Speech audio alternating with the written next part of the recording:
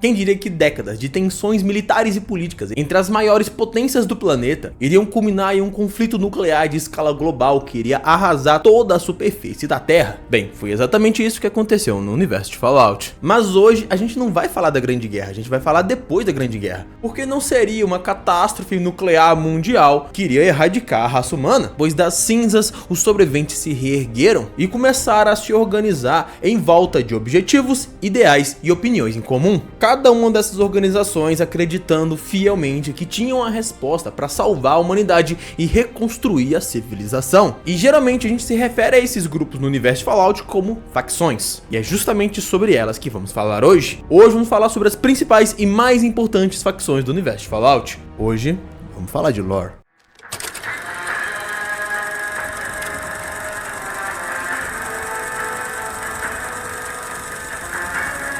Assim, Fallout é uma franquia grande demais e já existe há quase 30 anos, com diversos jogos. E quando a gente fala de conteúdo de Fallout, mais precisamente das facções, a gente vai ter literalmente dezenas delas. Algumas mais importantes, algumas menos importantes, e algumas que fazem mais parte do cenário ou que compõem side quests. Então, para esse vídeo não ficar um vídeo de 18 horas, eu vou falar das 5 que eu pessoalmente acho mais relevantes para o universo de Fallout. As 5 facções cujos feitos mais movimentaram esse universo. Esse vídeo não necessariamente está na ordem de mais importante para menos importante ou vice-versa, ok?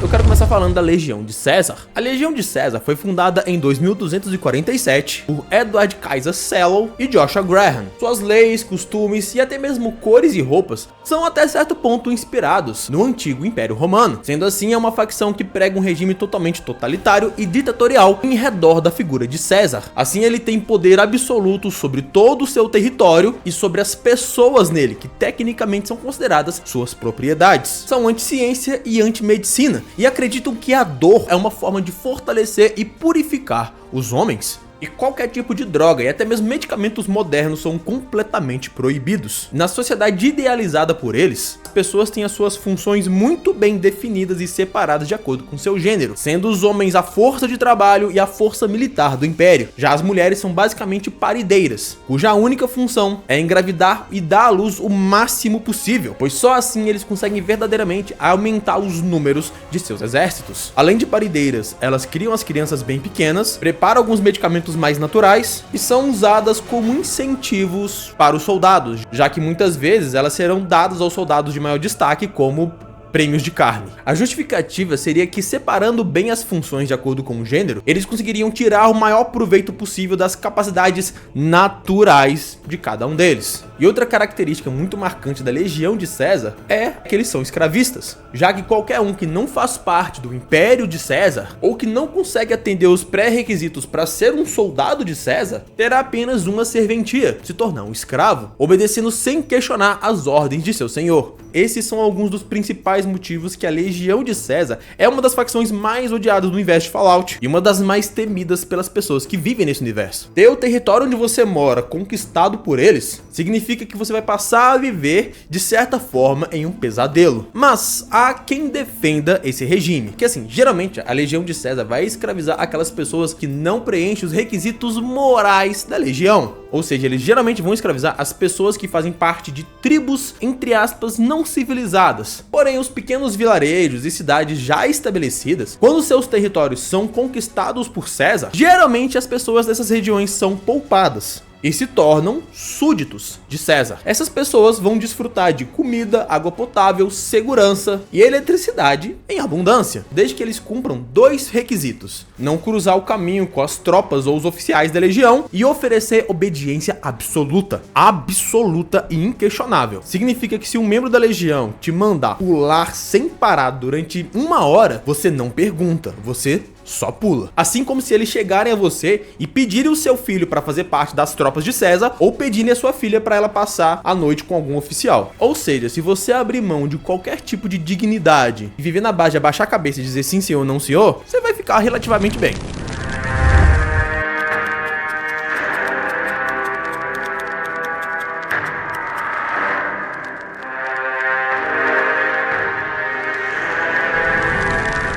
Em seguida a gente pode falar daquela que de certa forma é a antítese e um dos principais rivais, se não a principal rival da Legião de César, que é a NCR, The New California Republic, ou Nova República da Califórnia. Ela foi fundada em 2189 no território da Nova Califórnia e tem como objetivo continuar os velhos costumes da América, como a democracia, a liberdade de expressão e a liberdade individual. Ou seja, os cidadãos da NCR têm os seus direitos e suas liberdades garantidas e protegidas pela lei. Além disso, eles têm o direito legal de votar nos indivíduos que melhor representam seus interesses no Congresso. E diferente da Legião de César, tem uma sociedade estruturalmente machista e misógina, na NCR todos os cidadãos, independente de gênero, religião, etnia, sexualidade e até mesmo se não são humanos, se são ghouls, têm direitos e deveres iguais perante a lei. E de todas as facções de Fallout, muito provavelmente a NCR foi a que mais chegou perto de realmente reestruturar a civilização, já que sua maior cidade-estado, Cherry Sands, que também foi a capital da NCR por muito tempo, era uma grandiosa cidade-estado, protegida e com todas as facilitações de uma cidade moderna, onde as pessoas viviam de maneira relativamente muito próxima de uma sociedade pré-guerra. Inclusive, o dinheiro da NCR, os dólares da NCR, chegaram a ser bem difundidos e usados pela Wasteland, até mesmo em territórios fora da NCR, já que eles eram lastreados no ouro da NCR. Mas apesar disso tudo que eu falei, vai ter algumas pessoas que vão dizer que a NCR não é tudo isso não e tem alguns problemas muito graves. Para começar, que os constantes conflitos com outras facções e outros grupos da Wasteland, como a Legião de César e a Irmandade do Aço, minaram os cofres e o poder econômico da NCR, seja pelo financiamento das inúmeras operações militares, ou mesmo por ter sofrido massivas sabotagens e ataques aos seus cofres pelas outras facções, ataques principalmente da Irmandade do Aço, que fez a população perder confiança na economia da NCR e voltar a usar os bons e velhos caps, ou tampas de garrafa. Outro ponto é que toda essa liberdade e igualdade vinha com um efeito colateral,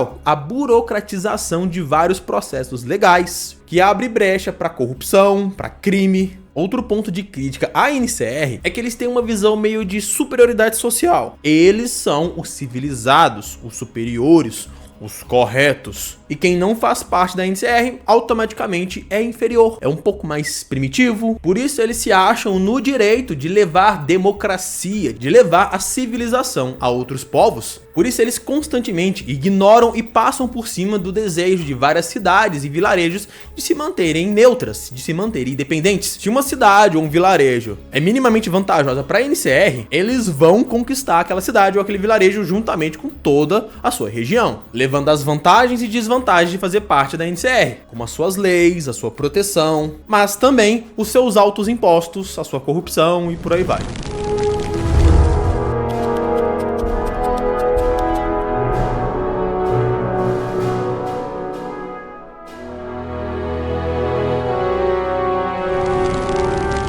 Terceiro, a gente pode falar daquela cuja armadura, juntamente com o Vault Boy, é o símbolo mais reconhecível de toda a franquia Fallout, a Irmandade do Aço. A Brotherhood of Steel é uma das facções mais importantes e uma das únicas que está presente em literalmente todos os jogos. As suas origens remontam pouco antes da Grande Guerra, já que por volta ali de 2076, uma grande corporação dos Estados Unidos de Fallout estavam tendo avanço na pesquisa de um super medicamento, mas a gente tem que lembrar que em 2076 as tensões entre os Estados Unidos e a China comunista estavam bem acirradas, então havia um medo constante de espionagem. Por isso o Departamento de Defesa americano transferiu as pesquisas desse super medicamento para a base militar de Mariposa. Só que aí mais ou menos um ano depois que a pesquisa foi movida para a base militar de Mariposa, os militares que estavam protegendo a base e consequentemente a pesquisa descobriram que a pesquisa na verdade fazia experimentos bizarros em pessoas, transformando boa parte delas em monstros, já que eles estavam desenvolvendo na verdade o que seria chamado eventualmente de FEV, o vírus de evolução forçada. Não vou entrar em detalhes não, deixa para outro momento, mas basicamente era um vírus que transformava as pessoas em supermutantes. Nisso, os militares de patente mais alta que cuidavam da base, como o Coronel Spindle e o Capitão Roger Maxson, ficaram totalmente desacreditados que o governo americano, que eles protegiam com as próprias vidas, não só tinham conhecimento, como financiavam experimentos tão cruéis. Assim, os militares executam os cientistas e se tornam desertores do exército norte-americano. Alguns dias depois acontece a Grande Guerra e o Capitão Roger Madison, juntamente com seus homens, começam uma peregrinação e eventualmente fundam uma nova organização que, apesar de ainda compartilhar alguns fundamentos com o militarismo norte-americano mais tradicional, eles traziam outras coisas que eles acreditavam ser mais justas e mais certas. Assim, eles fundam a Irmandade do Aço. Além de uma organização militar e política, também tem um aspecto muito forte religioso. Eles acreditam que é dever sagrado deles estudar, aprender e manter em segurança as tecnologias do pré-guerra para que elas não possam ser usadas contra as pessoas, mas serão usadas apenas quando eles acharem que é o momento certo para a Irmandade do Aço emergir como um catalisador na nova civilização. Até lá, todas as tecnologias que eles encontram são apreendidas e guardadas, e apenas algumas são usadas para a própria manutenção da Irmandade do Aço, como por exemplo as armaduras potentes. Não vou entrar muito em detalhe não, que eu já fiz um vídeo só falando das armaduras. E assim, as pessoas que fazem parte dos territórios conquistados pela Irmandade do Aço, pelo menos até onde eu entendi, vão se sentir praticamente independentes, já que a Irmandade do Aço não costuma se envolver muito em como cada comunidade resolve seus próprios problemas. Ainda assim, um dos objetivos da Irmandade do Aço é ajudar as pessoas sempre que possível, desde que não interfira em sua missão principal. Inclusive, apesar que eu falei que as pessoas que fazem parte dos territórios da Irmandade do Aço têm uma certa independência, existe um aspecto que é completamente inegociável, que é a tecnologia que essas pessoas têm acesso. Qualquer tecnologia que é considerada minimamente perigosa pela Irmandade do Aço é completamente proibida, como por exemplo, qualquer tipo de arma de energia ou até mesmo a presença de sintéticos. Inclusive, esse é um dos motivos que faz a Irmandade do Aço e a NCR entrarem em conflitos de tempo em tempo, já que a Irmandade do Aço considera essas tecnologias muito perigosas. Em contrapartida, a NCR acredita que essas tecnologias, como armas de energia e várias outras, mas principalmente as armas de energia, são peças fundamentais no poderio bélico e na capacidade de defesa de seus territórios.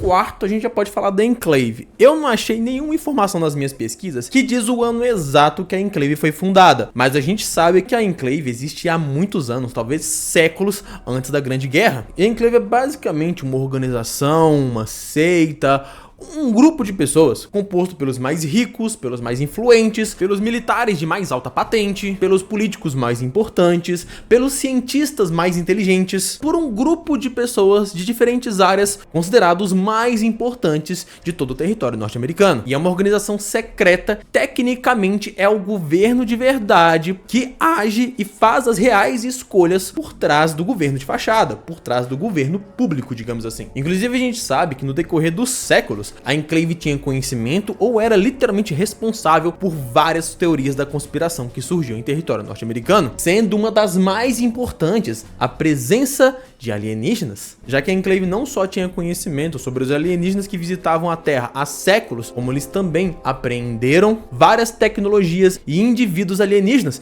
inclusive fazendo engenharia reversa em vários desses equipamentos alienígenas para construir seus próprios equipamentos. Inclusive, originalmente era a Enclave que estava por trás do projeto Safe House, ou Casa Segura, que é o projeto dos Vaults da Vault-Tec. O objetivo original era construir uma série de abrigos nucleares que eles colocariam pessoas nas mais diversas situações possíveis. E desses vários experimentos, eles tirariam as condições ideais para a construção de uma nave multigeracional, que iria perpetuar a raça humana com os indivíduos que eles achassem que valessem a pena ser salvos. Até onde a gente sabe, essa nave multigeracional nunca foi concluída, mas nunca se sabe, né? O que a gente sabe é que a alta cúpula da Enclave, ou pelo menos a maior parte dela, conseguiu sobreviver à Grande Guerra, em grandes bunkers subterrâneos por aí, realizando experimentos e operações militares por toda o Wasteland. Inclusive, eles desempenham papéis fundamentais em grandes acontecimentos da América pós-guerra, como o projeto Pureza de Fallout 3, ou a tentativa de praticamente genocídio global em Fallout 2. E até mesmo a célula de fusão a frio da série de Fallout,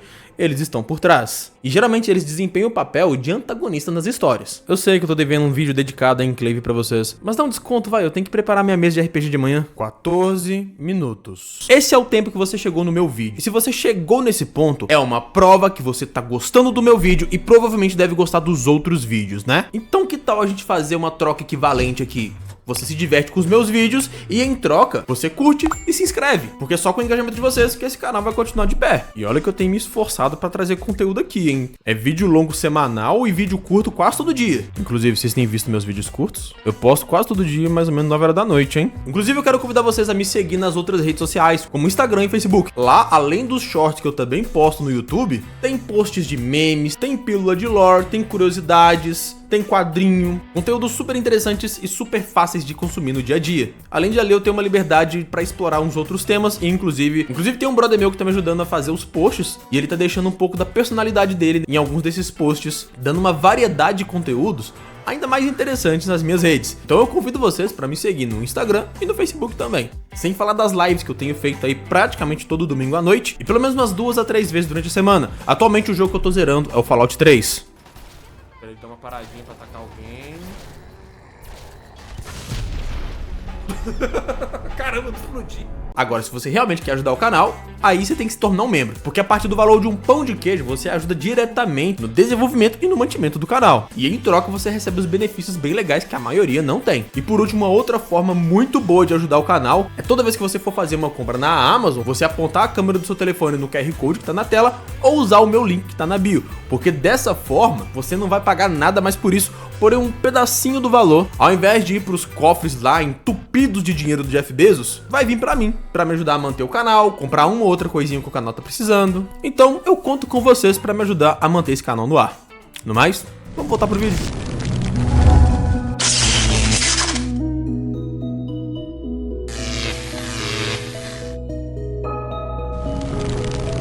Outra facção muito importante na lore de Fallout é o Instituto. O Instituto foi fundado depois da Grande Guerra pelos sobreviventes e seus descendentes, os estudantes e professores do CIT, a versão de Fallout do MIT, uma das faculdades de tecnologia mais renomadas do planeta. Depois da Grande Guerra, eles se tornaram extremamente reclusos e cavaram um grande complexo subterrâneo embaixo da universidade. Praticamente uma cidade construída debaixo da terra, totalmente selada e inacessível pela superfície, sendo a única entrada e saída o teletransporte, que eles mesmos desenvolveram. Eles se consideram o bastião do conhecimento e da tecnologia, uma luz na escuridão de um mundo morto.